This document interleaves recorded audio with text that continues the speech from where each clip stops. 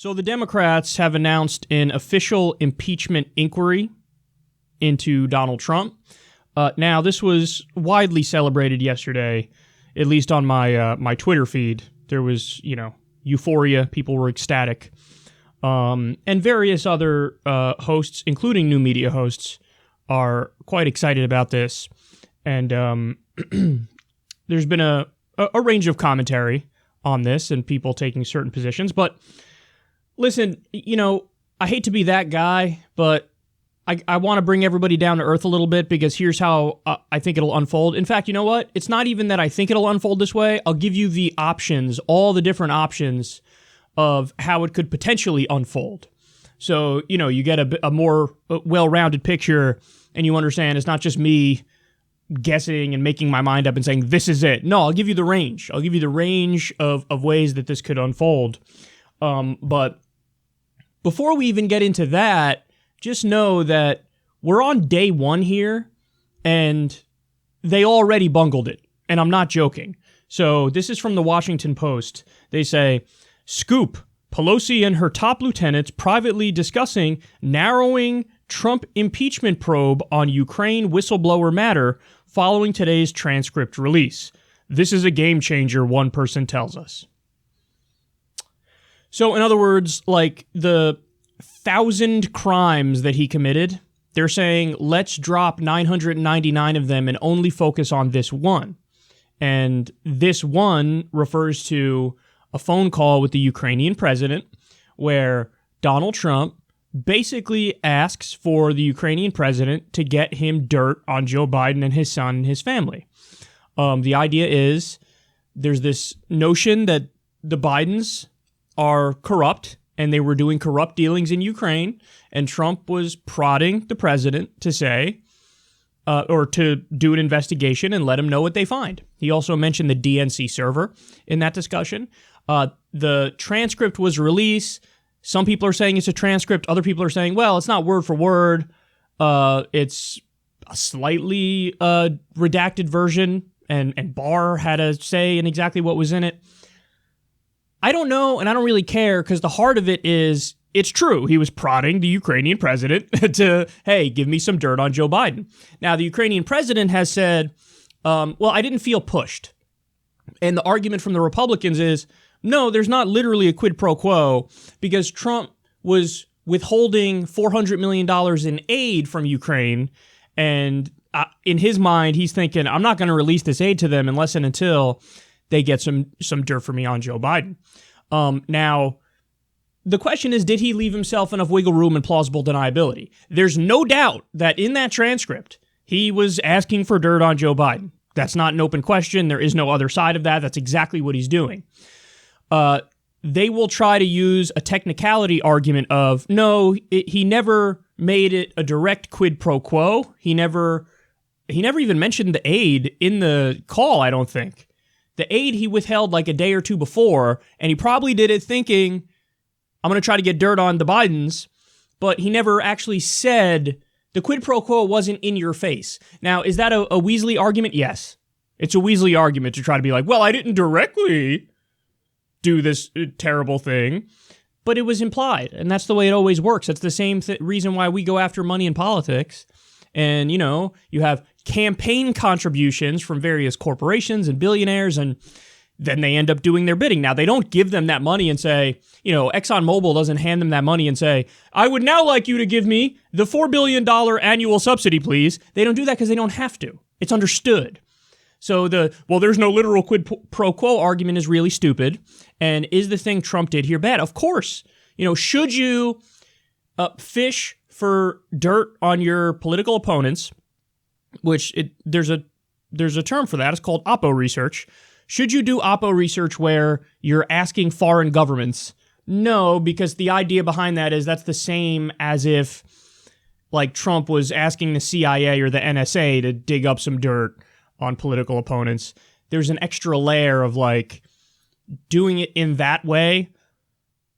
It's just untoward, and not that, and by the way, I think this is also true, not that Democrats aren't going to foreign governments and getting dirt, because they are, but they're just smarter at hiding it. They're better at hiding it. Now, But having said all that, narrowing the scope of impeachment to this, I think that is the worst possible thing they could do. So here are the possible scenarios from here on out. It's possible that we have an impeachment inquiry, but the inquiry never even leads to a vote on the House in the House on actual impeachment. That's definitely possible. That's definitely possible. Now, is it likely? I don't know. I think that scenario would unfold if the Democrats realize we don't have anywhere near enough votes to actually have a vote on impeachment and succeed. If they're not even close to hitting the majority that they'd need to get impeachment through the House, then it probably would never come to a vote in the House, okay? I don't know how likely this scenario is, but it's definitely a possibility. Now, the next scenario is they allow it for a vote in the House, but it fails. Now, I don't think they'd do it if it failed by a giant margin, but is it possible that they'd have a vote and, it would fail by 10 votes or thereabouts? Sure. That's a possible scenario as well. They actually have an impeachment vote on the House floor when the inquiry is done, and it barely fails. That's in the realm of that which is possible. Then, another option is you have a vote in the House on impeachment. The Democrats can get their simple majority, because that's all they need is a simple majority, and it gets through, and it advances to the Senate. Now, in that scenario, what happens is, in the Senate, you have, it's basically like a trial-like situation. It's a political process, but it looks like a judicial process because you have a trial, and the Chief Justice of the Supreme Court oversees it, and you have, the senators acting like prosecutors, and Trump gets to bring his own lawyers, and, he's on trial for high crimes and misdemeanors. And at the end of it all, there would be a vote, and in that vote, you need 2/3 of the Senate to impeach him. So, in other words, with the makeup of the Senate right now, the Democrats would need to hold their caucus and then knock off about 20 Republicans and flip 20 Republican votes on their side. Now, here's something that I'm not even entertaining the idea, because it's honestly stupid if you don't agree with this. There's a 0% chance of it getting through the Senate. It's not going to happen. In fact, I'd bet $500 with somebody that they won't even get 10 Republican votes. They're not even going to get half of the votes that they need. And I don't think they're going to hold every Democrat. I think you will have some breakaways like Joe Manchin and some others. So it's a guarantee it's going to die in the Senate. Even under a best case scenario, you have the impeachment inquiry. It goes to a vote in the House. It gets through the House. Everybody, is all excited again, and you get another day of Twitter euphoria. But it's a 100% guarantee it dies in the Senate. So what happens from there? Well, here, the best evidence we have to this point, and it, could be wrong, because, this isn't the only indicator. It's possible that it's different in this scenario, but all the evidence we have to this point is what happened under Bill Clinton, because the exact same thing happened under Bill Clinton. It died in the Senate, and his approval rating went up. Now, again, you could say, well, Kyle, Trump is a different person than Bill Clinton. They're being impeached for very different things. So, I don't buy the idea that what happened there is indicative with what would happen here. That's a fine position to take. You're allowed to take that position. I just don't agree with it. I think it is likely that that's how it would unfold. Now, so it's going to fail in the Senate. And again, I think it's likely that, because the best evidence we have is what happened under Clinton, I think it's likely that Trump's approval rating would then go up. Then I don't get why you do this. I don't get it. If the end goal is, because a lot of people who are for it, they have this notion, they have this underlying sentiment of like, yeah, we're tough on Trump. We're going to get him. We're going to get Trump. We're tough on Trump. That's what we're going to do. But if you walk them through it, the logical progression and what's likely to happen, again, I gave you all the real potential options. Doesn't even get to a vote on the House floor. Does get to a vote but dies on the House floor. Does get to a vote on the House floor. Gets through the House but then dies in the Senate. Those are the only potential options, because it ain't getting through the Senate. So if you walk people through it and you let them know, well, it's actually likely that it'll help them, then the whole idea of like, I'm so tough on Trump, so I'm going to do this because I'm tough, and people who don't agree with us on impeachment are weak. But I just walked you through it, and I've made clear the likely scenario is the opposite, that it would help him, so why would you be for it? It's like, it's one of those things where people just have this feeling that, oh, this is being tougher on Trump, so that's why I'm for it, because we got to hold him accountable. Now, the kindest thing I could say to people who don't agree with me on this is, and there's many who don't agree with me on this, is they think, number one, we have to do it as a matter of principle, because the dude's violated all these laws, so he needs to go down, so we have to do it as a matter of principle. And number two, I don't think it'll help him. So they think this process would hurt him. So if that's your belief, then I can see being in favor of impeachment. Again, even though it ain't going to get through the Senate, so you're going to lose. You're going into a fight, you know you're going to lose. It's like having, the Golden State Warriors versus some middle school team. You know you're going to lose. It's a guarantee you're going to lose. But if the idea is, well, we have to do it as a matter of principle, I'm sympathetic to that. I am. And I don't think it's going to help them. Well, then, okay, I can see where you're coming from. But I do think that idea is a little naive because, again, I'm relatively convinced it will help them.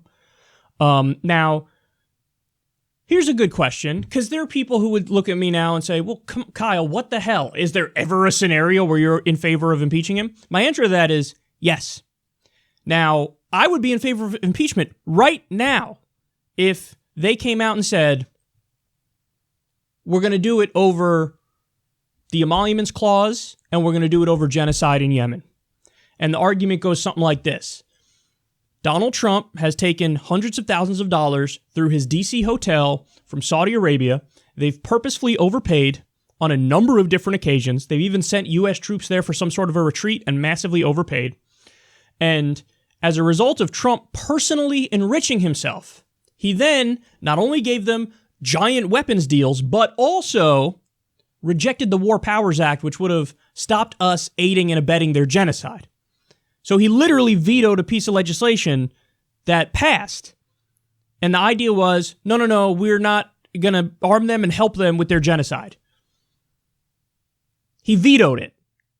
Now, you can make the link. He vetoed it, and we're helping aid a genocide because of the money he was getting through his hotels. Jimmy Carter had to sell his peanut farm when he was president because they said that violates the Emoluments Clause. You can get personally enriched through your peanut farm. What if some foreign leader starts funneling you money through there? How do we know you're not working in their best interest and not the best interest of the United States? Jimmy Carter had to sell a peanut farm. Donald Trump has a hotel that he's routinely paid a tremendous amount of money through from different governments. And this is not an issue. Now, there's a reason why the Democrats don't want to go down this path. Number one, a lot of them are not really all that bothered by what's happening in Yemen. And they think the strategic alliance with Saudi Arabia is really important. And number two, they're corrupt too. Look at the Clinton Foundation, and they're taking money from all these governments, including Saudi Arabia. And there's, again, the top brass of the Democratic Party, they don't have a principled objection to that kind of corruption. So that's why they don't want to go down that path, because then it sets a precedent and you open the door. Okay, the next time there's a Democratic president, we're going to check all your investments, all your businesses, make sure no lobbyists or foreign governments are funneling you money through there. They don't want to open that door because they're also pretty corrupt. So, but if Nancy Pelosi announced we're going to do impeachment and here are the issues, I'd be like, I'm down. Now, why? Because some people might say, oh, but isn't that subject to the same kind of thing where it would help Trump? Like the argument you were making before, Kyle? And my answer is no, because in this scenario, I'm actually agnostic as to whether or not the process would help or hurt Trump. Even though we would lose and it wouldn't get through the Senate. There's no way we get through the Senate. But during the process of the impeachment, to have all these arguments coming out, all these arguments of like, dude, you're taking hundreds of thousands of dollars and you're aiding a genocide because you're taking that money. You don't care about Saudi war crimes. You don't care about the genocide happening.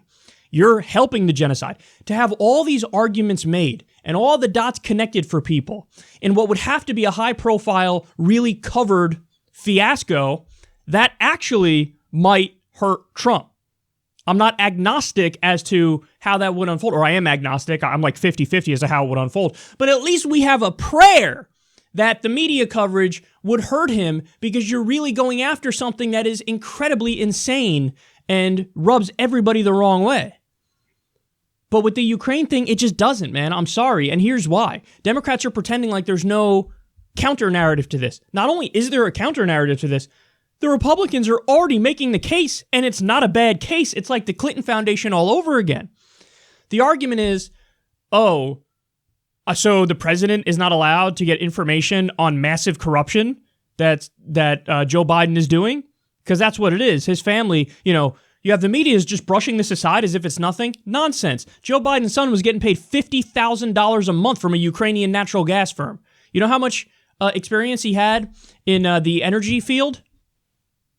Donut, nothing. He's a fail son, and then he started getting paid $50,000 a month. I got news for everybody. That's buying influence. If that's not enough for you, you have to understand that Joe Biden and his family, various members of his family, because we covered the story, Biden Inc. It was done in 2015. It was in Politico. It's his entire family cashed in on his public profile. You had some of them becoming lobbyists, setting up a lobbying firm. Some of them becoming a hedge funder. Another one was getting wealthy off of contracts from the government in Iraq as Joe Biden was overseeing the occupation of Iraq. The idea that there's not corruption there is honestly the most insane thing I've ever heard. And it's so gross and smug that some people would just dismiss it. Like, this is a stupid conspiracy. Which part is a conspiracy? Because I could give you like 8 very solid different examples of corruption from Biden and his family. So if the argument from the Democrats is going to be, how dare you, good sir? Donald Trump, how dare you, good sir? The way you got that information was so impolite. That argument's not going to land at all. Again, this is going to be like the Clinton Foundation where, Trump was saying, you're corrupt to Hillary. And the media was like, nothing to see here. That's not corrupt. It's not, okay, sure, Bill Clinton was taking hundreds of thousands, if not millions of dollars from various repressive governments around the world, and then Secretary of State Hillary Clinton was giving them giant contracts, but there's nothing to see there. This is just the way business as usual works. And that's the problem. That's the problem. You could say, hey man, Biden and his family, they're just doing what a lot of people in Washington end up doing when they cash in on a relative who becomes a famous politician. Right. And that's the problem. And people are not okay with that. And no matter how often no matter how much you try to sweep it under the rug, there's nothing to see here. It's not going to work. People are going to go, nah, it does seem kind of fucked up, and I'm not even that mad at Trump for trying to get dirt on that. And then there's also the inconvenient fact, as we covered on this show. Again, this isn't my opinion. This is a matter of record. It was widely reported at the time. When Hillary was running against Trump in 2016, she did the exact same thing with the exact same government. Her team got dirt on Trump's administration through the Ukrainian government. That's how we learned how corrupt Paul Manafort is. Now, when that story came out, we didn't go, I will not discuss the Paul Manafort corruption because the way you got that information is very uncivil. Nobody did that because we said, no, the bigger story is Paul Manafort's corrupt. So by the same token, Trump getting dirt on Biden, I mean, you could try to pretend like there's no story there and Biden's not corrupt. How dare you, Donnie? But that's not going to work because there is there. So they're picking the worst possible way to go after Trump. I'm a little frustrated, if you can't tell, with people who are discussing this issue and they're refusing to tell you the way it will unfold or give you any options. Because I've seen commentary, people are like, it's going to work. What does that mean? It's going to work. It's going to work how? It's going to get through the Senate and Trump's going to be removed? Because that's how, when everybody thinks of impeachment, the colloquial understanding we all use is, oh, you're getting rid of the president. He's going to have to step down. Impeachment. That's how, when people think of impeachment, that's what they think of. How many people commenting on this have let everybody know there's a 0% chance of that happening? Almost none of them. Almost nobody talking about impeachment is giving you scenarios and how it would unfold. I give you every potential scenario of how it would unfold.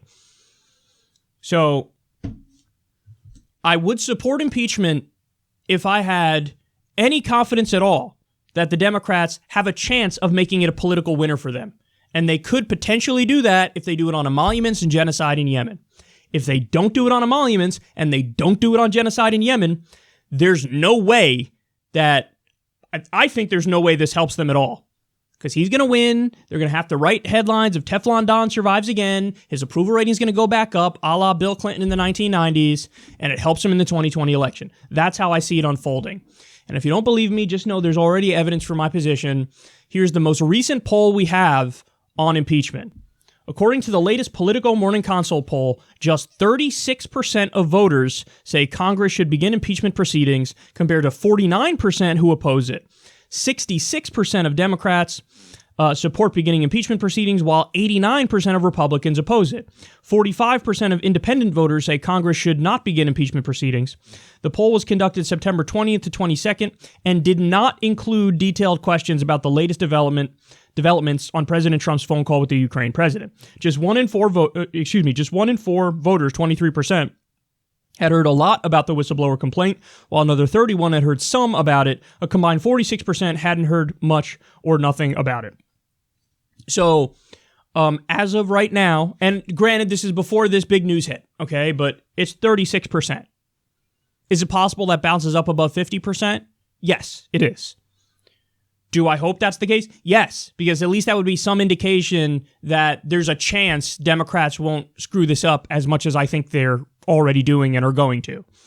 So I hope that that's the case. But just before that happened, it was only 36% of Americans that supported impeachment.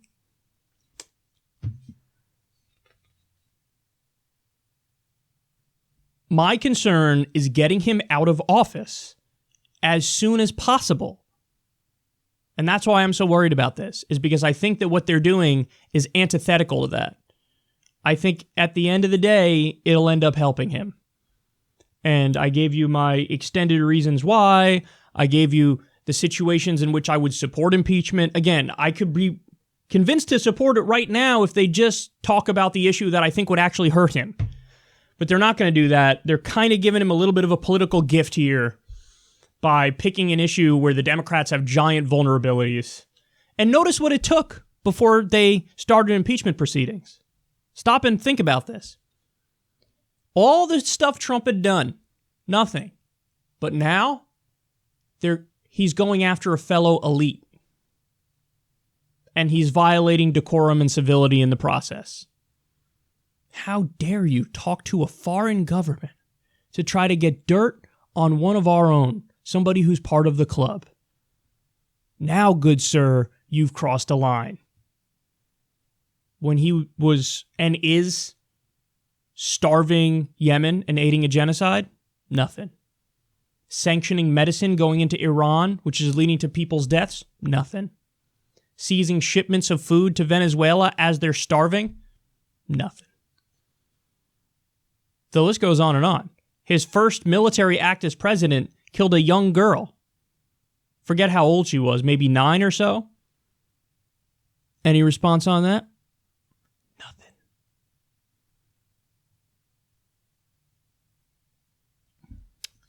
So, anyway, needless to say, I don't agree with many of my fellow hosts who think that this is going to end wonderfully. I think it'll be the opposite. And I hate to burst everybody's bubble and tell them that.